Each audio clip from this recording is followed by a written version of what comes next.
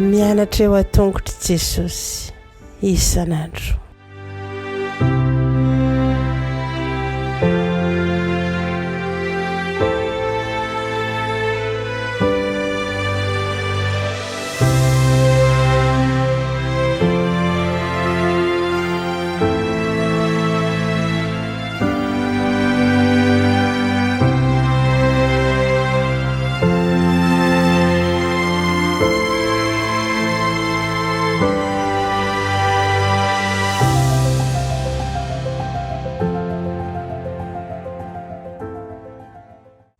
Faly miarabantsika tsirairay avindray tonga eto amin'ny lesona ho an'ny lehibe tsika amin'ity alakamisy fa 14 volana desambra ity.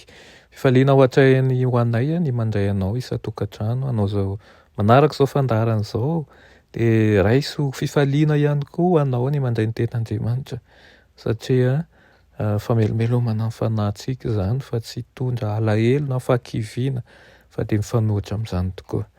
Alohan'ny dirantsika ny amin'izany ara dia vavakisika. Ny Andriamanitra be fitiavanao, mbola misaotra anao izay fa menao an'izao fotoana izao indray fa ny mandika teninao. Dia raha mandinika azy izahay dia aoka tsy handalo fotsiny ihany eo amin'ny sofinay na ny lohanay na ny fieritreretanay izany fa mba hakasika ny fonay, hakasika ny fanaonay ary ahafahanay manapa-kevitra ny hanao dingana vaovao indray miaraka aminao. Aminaran'i Jesosy, amen. Lohatenin'ny lesonantsika androany dia manao hoe finoana ety ambonin'ny tany. Finoana ety ambonin'ny tany.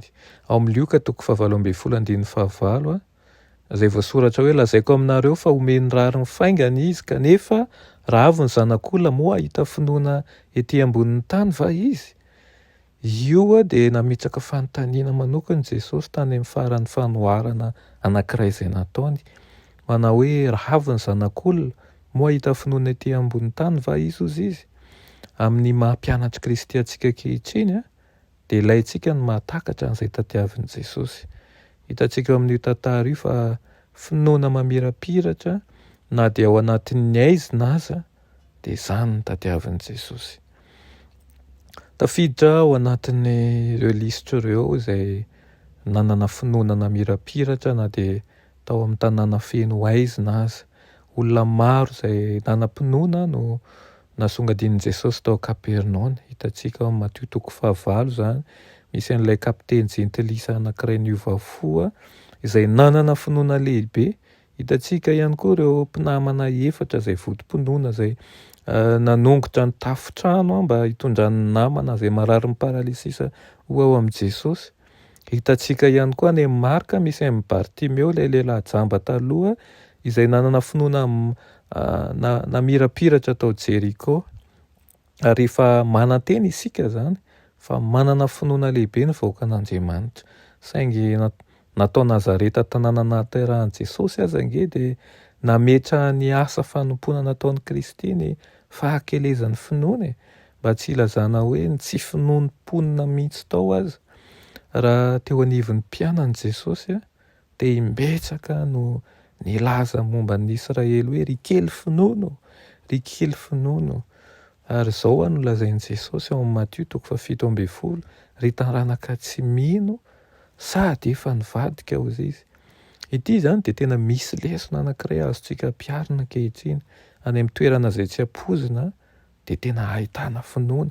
Any amin'ireo tanàn-dehibe izay hafa firenena, any amin'ny mpanompo sampy, any amin'ireo antoko-pivavahana hafa, tsy maintsy mandeha ampanetре tena any amin'ireo tanàn-dehibe tahaka an'i Jesosy tokoa isika mba hitady an'ireo izay anam-pinoana mahavonjy rehefa toroana aminy ny fahamarinana dia ny finoanan'i Jesosy. Ary ho hitantsika ao tokoa izy ireo. Noho izany dia aoka ho fanambina ataontsika izany ao anatin'ny fitolomana am-bavaka dia sokafy ny fonao, sokafy mba hanana finoana lehibe kokoa. Azahoanao mizara fitiavana amin'ny hafa, azahoanao manaiky sy manakaiky ny hafa izay alavitra anao ary mba hahafahan'ny fanahy masin'Andriamanitra miasa ao am-pontsika, manamafy orinantsika ary mba hitondra antsika ao amin'ny fahamarinana. Mivavaka isika. I Andriamanitra tsara ny azananitra mbola misaotra anao ny amin'izany teninao izany. Tsapanay ary fantatray tokoa fa miasa ao aminay tokoa ianao, ampitombo ny finoanay ary izany tokoa ny tadiavinao anatinay dia mba hinoanay amin'ny fahafenony anao. Tompo tarito amin'ny lalana ho amin'izany izay ka izay kely anananay eo ampitomboanay mba ho voninahitry ny anaranao ary aoka tsy salasala fa ho aminao mandrakariva ny havelomanay. Amin'ny anaran'i Jesosy. Amen.